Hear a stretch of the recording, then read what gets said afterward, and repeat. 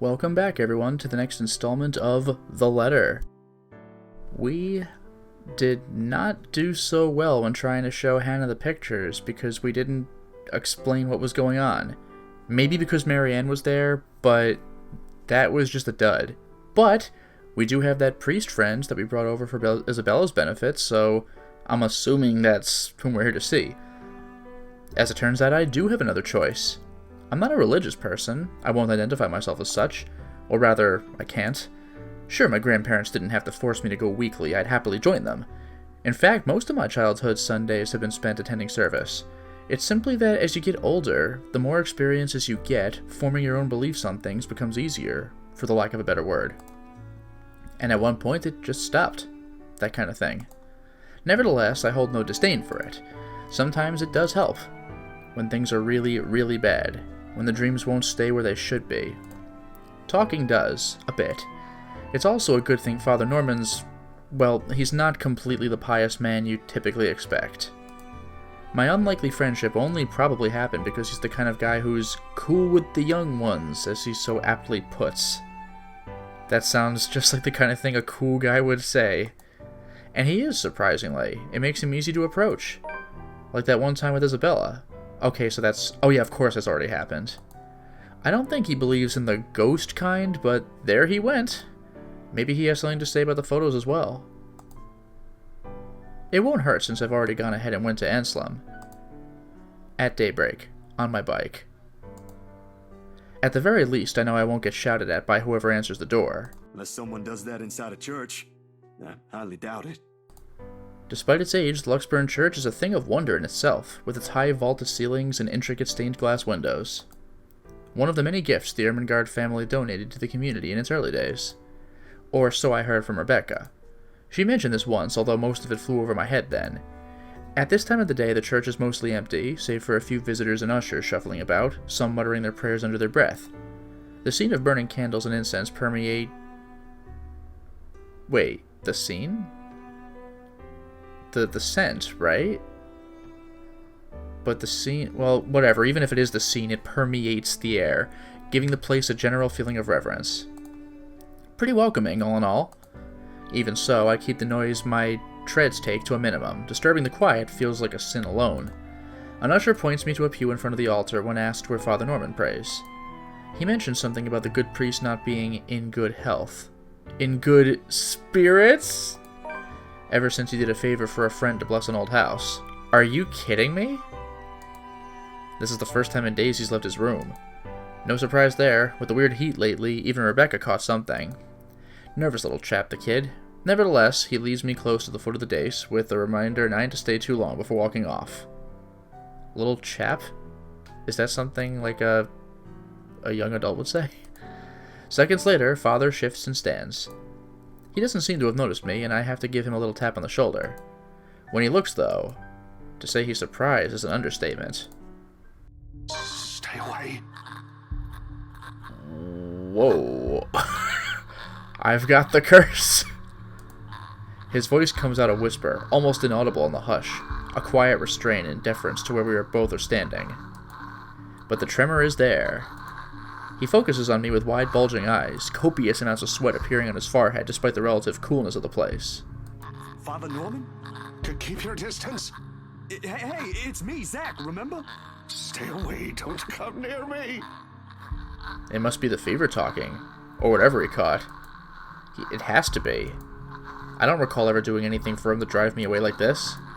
In all the years I've known him, he's been nothing but polite, nothing but accepting of people regardless of beliefs or status in life.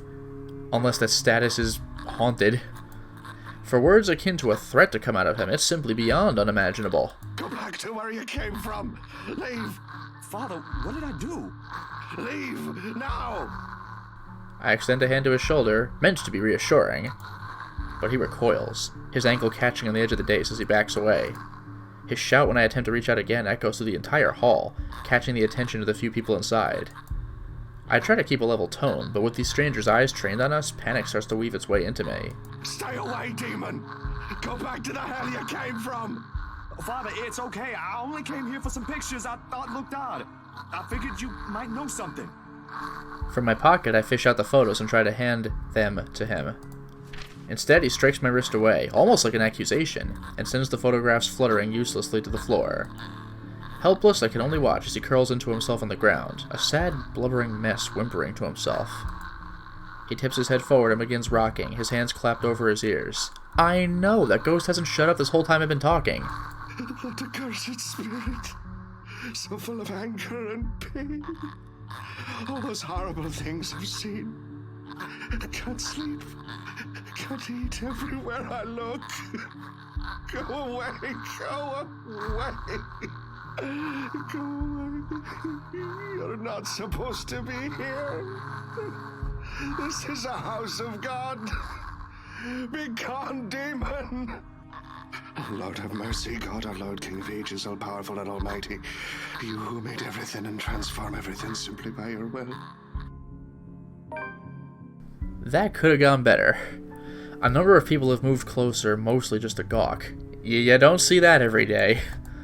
Thankfully, as if to save him from being an utter spectacle, 2 ushers come out, taking him away.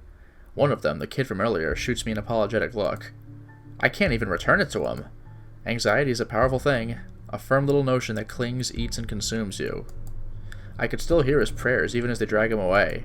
May he keep at bay and vanquish every evil power, every poison or malice invoked against us by corrupt and envious people. This delivery reminds me of Maximilian from Eternal Darkness, when he's in the asylum. Or when, he would be in the asylum at this point, but anytime you hear him read about a monster in your journal, he's just raving about it. Then under the protection of your authority may we sing in gratitude. It rings, hums in me as I am left to pick up the pieces of this chaos.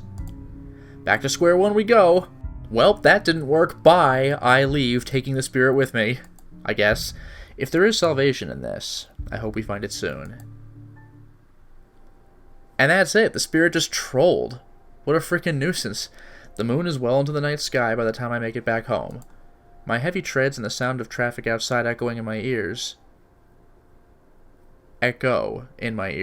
filling the empty room with some semblance of life. Nana would scold me if she ever heard me walk like that, but after today I really can't give a damn about everything.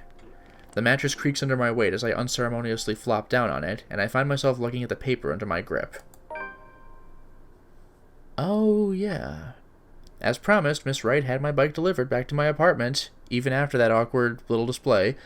Raise your glasses, give cheers to the good times. You are cordially invited to the Wright's housewarming party, October 28th, 2016, Friday, 3 o'clock in the afternoon onwards. Hermangood Mansion, address, be there. Found it parked in the rack downstairs with an invitation and note tacked to it, in fact. Be there, it said. If only it were that easy. But it'll give me a chance to talk to her. And fail to communicate my message because there'll be way more people this time. But then again, we did get a good private therapeutic session. We didn't do the pictures, but we did the twist about that thing in their house. Yeah, because we had to get called over. We were just somewhere else when the unpleasantness happened. With a sigh, I let my hand fall to the side of the bed, along with the invitation. I'll think about it tomorrow when my head ain't muddled with thoughts of a headless woman. Headless? Oh, okay. And the haunting smiles of a ghost. Belatedly, it occurs to me I haven't eaten anything since I left this morning. Oof, brutal. And an empty, gnawing ache makes itself known, but I can't bring myself to stand up. Today was a complete waste of time, and frankly, a disappointment. Yeah. I don't like this. The lack of certainty, the disquiet, the lack of stable ground to stand on, the part where I do not know what will come tomorrow. Ever since that damn letter, everything has been thrown out of the loop.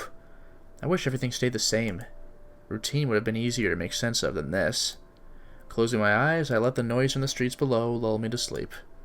At the very least, it's the one thing that hasn't changed. Saturday.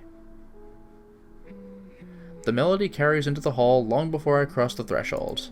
Solemn but gentle and soothing, a reminder of what home is. Pa's firm but meaningful gaze. Are we doing this again? Ma's wistful smiles, the warm rays filtering through the eaves at sunset, the distinct smell of wet earth and leaves after a long day's rain, and our room. The room. We are doing this again. Ma and Pa's pride and joy, a place we were once promised several springs ago. Yet it won't stop. No, wait! Come back! I'll be good this time. Please don't leave. Please stay. The floorboards are cold under my feet more than they usually are, the walls more forbidding than what I'm used to. Farther and farther the room goes. Ma's singing ceases, and Pa... I can't hear Pa. Not above the raucous clanging and the deafening roar of gunshots, nor the screams replacing the comforting soft melodies. There is only the blinding fear. But when the light breaks... Come on, that's just not fair. Now we're getting multiple screwed up dreams. Her skin has already taken a sickly pale color, rotten in most parts, blood dripping from every open gash and lesion on her body. Now, remember this. Sorry to stop on this image, but, we know perfectly well nothing's going to happen to us. We're going to the party, but this is a dream, so anything could happen. We might get spooked. Bony hands grip Hannah's neck like a noose, staining the skin underneath with a vibrant shade of scarlet. Nothing but malice fills the gleam in her eyes. That's different. A scream ripples through the air. My whole body feels distant. Every limb heavy with lead, all unable to move at will. Not even so I can wipe the beads of sweat forming at my temple. The rasping of my breath easily fills the room in the wee hours, while I force it back into a steady rhythm. There is a tightness in my chest I can't shake off, my heart pounding against it as if it's about to burst out. Something cold has settled in my legs. Not the usual chill that comes and goes with a passing breeze from the window, but one strong enough to sting, shackle, and leave a frigid sensation creeping up my skin. Are we getting grudged? Is the ghost in the bed? Because that would be not fair. With every struggle I make, the pressure winds firmly around my legs. Tighter. And tighter. And tighter. All until it becomes too much. My heart stops. Another draft sweeps into the room and brings with it the iron tang of blood. Thick. Suffocating. Filling my nose with a foul, sickening smell as I shift my gaze downwards and it slowly comes into view. Mouth stretched in a hideous smile, and eyes brimming with nothing but madness. Yo, man, that's seriously not fair. The stench of gore taints the air around me, and I can't look away. From it, her. From the terror and death that her uncanny, twisted features alone scream. Wait a minute, today's Saturday. The party already happened, didn't it? Oh, anything could happen. I try to open my mouth, to shout, to ask for any help, but my voice has left my body altogether. All I have is the painful realization that no kind of plea will ever save me from her. Then suddenly, the bed dips. Good lord. That's... Oh, that was still a dream. Okay. Whoo! Did not know where that was gonna go. The brutal plunge back into myself jerks me awake. There is no ear-splitting scream, no wild thrashing of limbs. Just a painful, constricting awareness that something has wound itself tightly around my neck. What neck? My blankets? I waste no second pulling it. Okay, a blanket, away. But allow myself a few minutes to steady my breathing before getting off the bed. Inhale, hold. Exhale. 1 step, 2 steps, 3. But the dreams have gotten worse. No kidding! Ever since 2 days ago, no longer are they the small cursory flashes that I'm used to, but vivid ones that linger. I can still feel the blood in my hands, the putrid smell of rotting flesh, the sickening crunch of bones breaking with every movement, and her cold, chilling eyes as they bore into me. I draw in one long, ragged breath, and before I know it, I'm walking out the door. Even in the waking world, it reeks. But we're out here. A bench on the park. Yeah, still Saturday. A bench on the park is far from the most private place for thoughts in Luxburn, considering its location at the heart of a bustling city. But in the early hours of the morning, it provides enough peace and quiet for any poor problematic soul who happens to wander here. The city is just waking up, a little later than usual. But knowing what day it is, one can't fault it for being a little tardy just this once. Yet neither the pleasant morning chill nor the soft twittering of birds does anything to banish the images. Every single one has rooted itself in my head, its claws digging deep in what is no longer a safe place to hide in. It used to be... Jeez, thanks. That actually got me. It used to be easy, finding some pretense of peace under the guise of sheer optimism, following regular routine. lock him up, lock him up, lock him up. Take a key and lock him up, my fair lady. Have I even ever heard the second verse? London Bridge is falling Now? down, Now I don't know falling what to make of it. falling down. Sometimes London it's easier to Bridge is run, falling easier to down, hide when everything's my falling fair apart. lady. That way you don't have to be the Take first to a witness key it when it and lock does. him up, It worked when lock things him went up, bad with the movie, lock after him all. up. It also Take a worked when Mom and key Pa were and taken lock from him up, us. my Though the sentiment's a fair little lady. hypocritical when you think about my little talk with Miss Wright the other day. London Bridge is But that's just how it falling is. down, falling down, Maybe it really is better if I falling just... down. Hey, mister. What? The tiny voice gives me a pause. When I look up, a little girl, maybe about 6 or 7, is peering at me. 2 wide eyes overflowing with what can only be the natural curiosity one typically sees in children. I vaguely note the St. Joredi uniform she's wearing before returning her greeting. Hey, kid. Kylie. Kylie? That's my name. Mama said it's rude not to call people by their names. She then flops down in the empty space beside me. Her little legs, still too short to touch the ground, swing, in tune with the song she hums under her breath. I don't mind kids. Nana would often invite the ones in our old neighborhood to give them treats. Of course, by then, Sis and I are both too old to play with them, but you get used to the commotion eventually. It's not completely as unpleasant as most people would imply. Kylie seems to be a well-behaved kid anyway. Oh, sorry. Nice to meet you, Kylie. Is Mama here? No, but my big brother's with me. He's taking pictures with his camera over there. She points to the far end of the park, the one closest to the street where a kid is taking shots of something above him. It doesn't look to be birds, because all there is on that side of the park are buildings. I don't see what's so interesting with the tip of a building, though. I'd take pictures of dogs if I were him. They're cute. Do you have a camera too, mister? Yeah, I'm actually a photographer. Mama said I'm too young to get a camera. I'm sure your mama will eventually give you one. But won't you be late for school like this? It's Saturday. Big brother will get us there on time. Rowan promised Papa. We aren't going to be late. It's sports day. So it's not good if you keep looking like that today. If it ends up raining and we lose, it's your fault. All right, I'll try not to upset the clouds today, kid. Is it because you're sick, mister? I was wondering where the hell this was going. Can she see something? Before I know it, a smile has spread over my face. They say kids ask the toughest questions sometimes, and they sure do with how sincere Kylie looks. Lying feels like doing her a huge disservice. No, not sick. Just having a very, very bad day. Why is that? Is that like when my big brother ate all of my pudding? He did that once and then cried. It wasn't very nice of him. Yeah, I think so. You see, there's this mean girl. She's given my friends and I a lot of trouble. Hard to keep up when things are like that, you know? Especially when you can't do anything. It's kind of scary. Makes you wish things will just stay as peaceful as they used to be. Maybe she just wants to be friends with you? I mean, she did say help me a lot, and she was crying in the hatch, but then she killed Rose, so I'm gonna go with no. I highly doubt that. She already hurt one of my friends. What if she's just sad? Or maybe she just wants help. Technically true, but like, I don't know what you want from me. You say help me, and then you go spook us all day. That's what happened with Melody. I let her borrow my crayon when she left hers. Now we're playmates. It's not really the same thing, Kylie. What she did, they're pretty bad things. I still think there's another reason.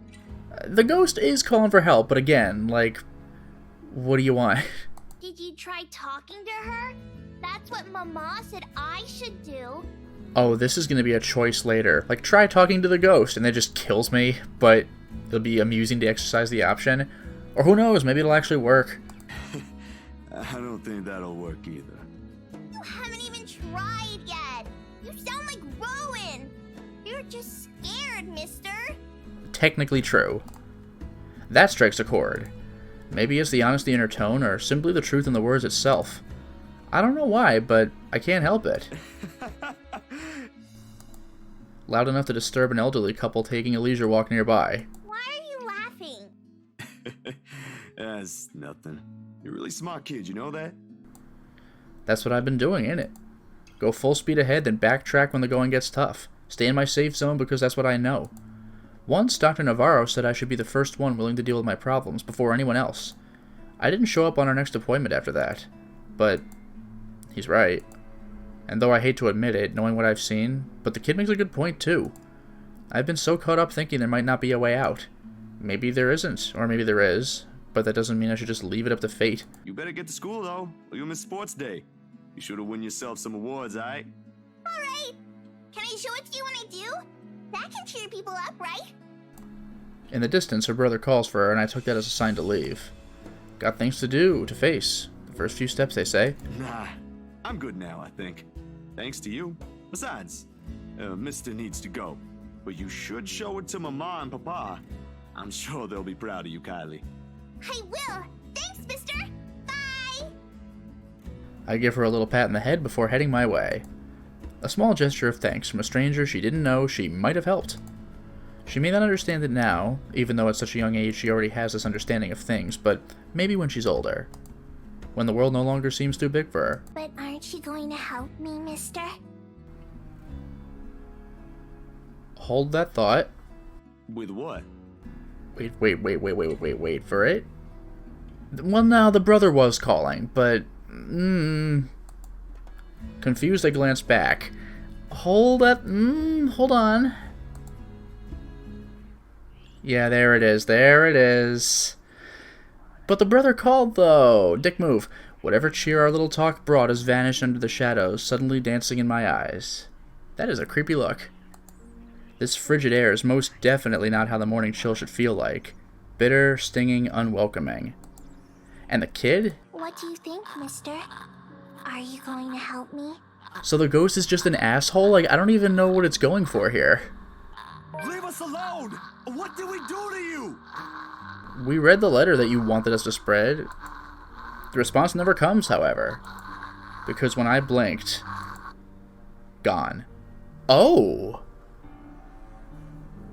Oh, okay, the game tricked me. So it is a kid with a brother. And the spirit's an asshole. Hello? Mister? Are you okay?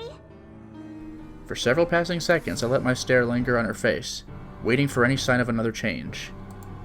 But all that remains in there is the carefree smile of a child. None of the spite, none of the cold, bloody smile. Nothing. I really need to go, Kylie. It was nice meeting you. See you again, mister! I break into a run. I don't look back, not even as I bump into a couple of passersby as soon as I'm out in the busy streets. Going insane. This is what it is. And if we don't do something soon, we all will be. That is not fair. The tremors follow me even as I get home. I had hoped a little stroll around the block for a few hours would help. Instead, I am assaulted with more images of her. Her smile, the loathing in her eyes, the stench of gore, the horrid crunch that comes with every movement she makes. Again, very like The Grudge. That thing did not get around very well. Even old memories have been sullied by her, and Ma's song no longer sounds as sweet as it meant to be. In the end, all I got is a sinking feeling I will never be rid of, her image, and another ridiculous idea that may or may not even work. The sun is already hanging low on the horizon when I make it back, and for the first time, coming home feels more like a chore. Only, I didn't arrive to an empty room.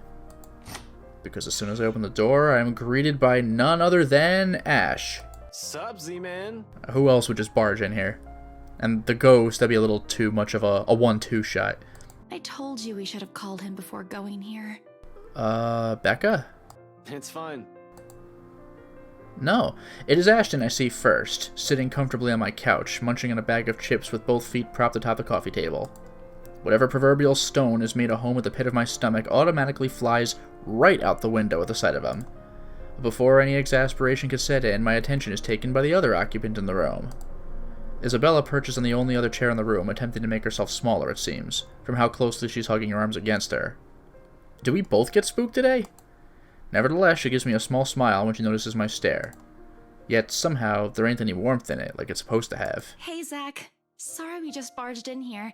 Ash was... Relax. Z-Man gave me a copy of the key himself. Only after you broke the 13th one? I can't keep replacing them every time you think it'd be a good idea to break into my apartment. And stop calling me Z-Man. I didn't break anything this time. Because you had a damn key. Ash, just because I gave you a key doesn't mean you can just stroll in here whenever you want to. And, hey, is that my... Ash smirks at me because, of course, he has the gall to smirk knowing what he did. He pops in what's very likely the last piece of chip into his mouth, and folds the wrapper neatly on the table before throwing it in the nearby trash. From her chair, Isabella shoots me an apologetic smile as soon as the foil hits the waste bin with a dull thunk.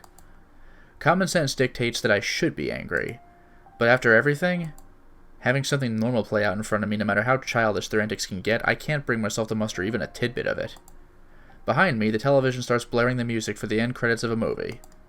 They'd have likely been waiting for a while if Ash has gotten impatient enough to rummage through my cupboards and watch something. Of course he eats all of it. You know, I was saving that for the weekend. Did you at least share some with Bella? Don't worry about it. I'm good, Zach. Really? But it's free food, you know? What was that you usually say? You don't say no to free food? What happened? No, I'm just not hungry. Ash only shrugs with a question in my eyes. I can't be the only one who finds this vibe she's giving off to be odd, and the guy has no doubt already caught wind of it. Aye.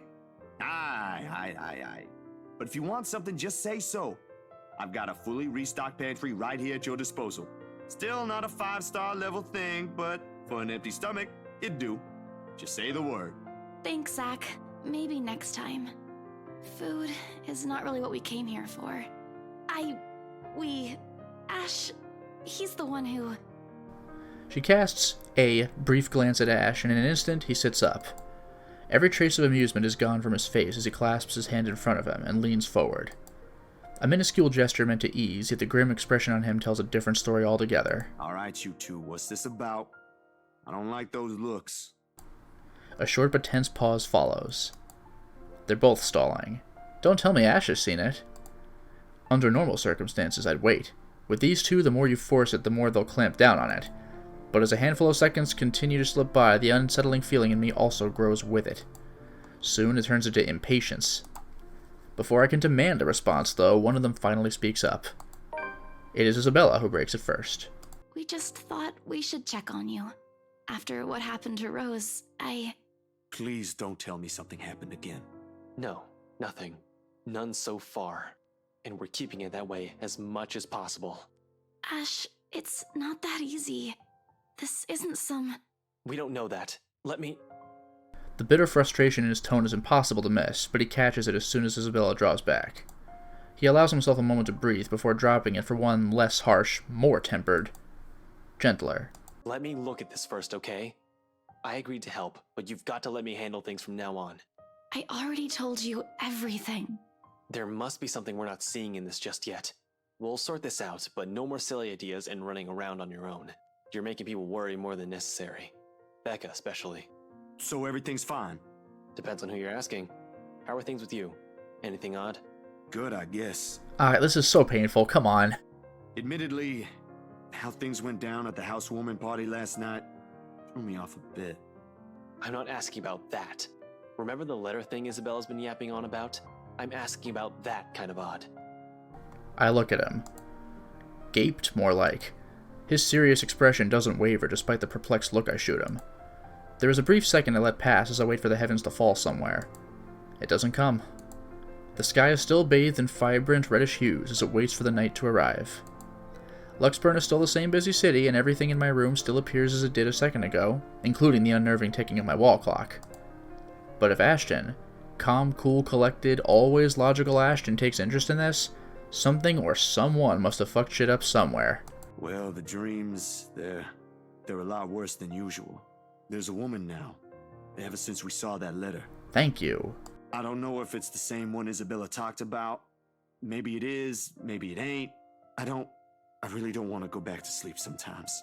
Last night was the worst. Anyway, why are you asking about this? Rose's death isn't just a coincidence, Zach. It may have something to do with... I may have... Wait, stop right there for a sec, Bella. I thought you ain't buying this stuff, Ash. Just the other day, you said the exact same thing. I still don't, but even Rebecca, out of all people, claims there's something. Whatever this is, someone has got to look into it. Everything about this screams shady. Are you sure you even have the time? Ain't you busy with your current case? I got taken off that one. Oh? You're a loose cannon. You're off the force. You didn't say you were taken off your case. I just got the news this morning. Apparently the higher-ups think I'm doing a horrendous job at it. What is this case? It doesn't matter though. If these two cases are connected like I initially thought, then regardless, I'm on the right track. Are you sure we should even be doing this? Doing what exactly? There's some place we'll visit after this. Too vague for comfort, Ash. And please don't tell me you're bringing her with you. His affirmation comes in the form of a stare, but that alone says all I need to know. What I pointed out gives him a pause, though, and his voice is thick with hesitation when he addresses Isabella. You know what? Zach's right, Isabella. You don't have to come with me. It's not myself I'm worried about. It's you. I'll just do this myself, if it'll get you into more trouble with your superiors. At least I can make up an excuse why I need to be there. Don't be ridiculous. You're not walking in there without me. Besides, I think it's a little too late to back out now. Have you two seen the news this morning? I haven't, actually.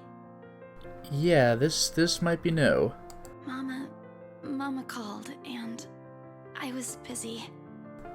The change in the air around her, whilst small, cannot have gone unnoticed, and it takes every willpower not to ask. Probably the only thing reigning in my curiosity is the fact that Ash himself hasn't brought it up either. No problem. It should be in the afternoon news as well. Oh boy. He grabs the remote and cycles through numerous channels until he gets to a news report about another guy who has been found dead in the early hours of the morning today. I think this might be just some guy. But why? What does he have to do with the letter? And what did that little girl, like, why did the ghost make us think the little girl was possessed? What happened to just the people who read the letter? Burned alive this time. So it's not even consistent killing method. I don't get it. I mean, we have the help me, of course, but what is this? Oddly, no fire has spread, and whatever damage has been contained within the place the body was found. The room itself, however, has been completely vandalized. Help me. Help me. Help me. Another murder, the authorities claimed. Isabella and I knew better. I mean, it was a murder. None of us shifts, even after the report ends, but the room has suddenly felt stifling. Ashton's eyes have gone hooded with what appears to be restrained anger, and the remote in his hand creaks mildly under his grip. Oh, he said he didn't break anything, but give him time. The stone is back in my stomach. A tiny little thing gripping at my insides, growing with every passing second as the dread sinks in. In the thick of it, Isabella's voice is the one that breaks the hush. A small, weak thing on its own that wavers unevenly between words, but every syllable heavy with meaning. This is because of that thing, isn't it? I did this somehow. When it fades, all that's left in the air is her doubt and fear, while all we can do is cope. Is there something I could say to make her feel better? Yes. It ain't too late. We could still fix this. There's 3 of us here. Lower with Hannah? Are we gonna, like, troll her at our house or something? That's a little bizarre. 4 if you count Rebecca. No, she's staying away from this. Unless I hadn't checked my relationship in a while. Maybe the lower thing from Hannah was from earlier, because that seems bizarre. She lifts her gaze at me, eyes steady and shoulders squared as she holds it against the baffled look I give her. Although in the next second it immediately softens, and it takes me by surprise nevertheless. In those brief moments, it's like I faced a different person. I don't want to involve her in this any more than I already have. Both of you as well. I already said it. That's completely out of the question. Stop asking. Still in all, that's 2 extra heads who can do the thinking. Between us 3, I'm sure we'll figure something out pretty soon. Don't make this whole thing sound like it's a piece of cake to deal with. It ain't. But better than sitting around, yeah? Plan is still a plan. You're going to shoot yourself in the foot one day with that kind of thinking. We don't even know who's doing this. We kinda do. The last 2 murders might just be similar incidents done by 2 different suspects.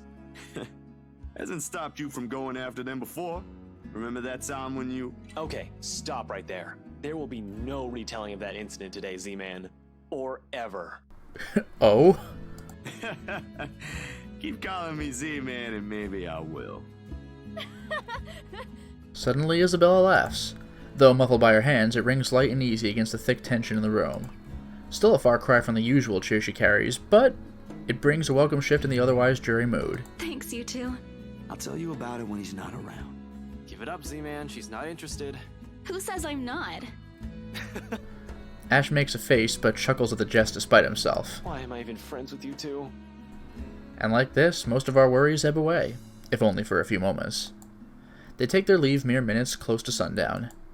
But regardless of the lighter mood, little has been said of their plans, only vague hints of what they're aiming to do after. While it ain't any of my business to know, something about this whole thing still gnaws at me. A tiny passing thought urges me to do something as well. At this hour, the streets are once again busy with people heading home after a hard day's work. Little of the bustle matters to them as they step out the crowded walkway, however. Ash especially. There's only his goal in mind, and I'd wager there's nothing I could do to stop him at this point. He's probably decided on it long before they made the decision to drop by. But despite this, Isabella lags behind. A worried crease is back on her forehead as she watches Ash leave to get his car. Something wrong, Bella? No, actually, can you check on Becca for me after this? I really didn't get the chance to tell her where I'm headed off to. Tell her I'm okay, and we're... No, just that. That's all. You sure I should skip on that part? If she finds out about this, she'll be angry. I don't really want to deal with angry Rebecca. It gives me a stomachache just thinking about it. Neither do I, but I'll handle it if she gets mad. Just make sure she's safe and tell her to be careful. You too. Take care of yourself. Almost abruptly, she pauses, the gaze in her eyes hardening as she lapses into another one of those long, distant silences from earlier.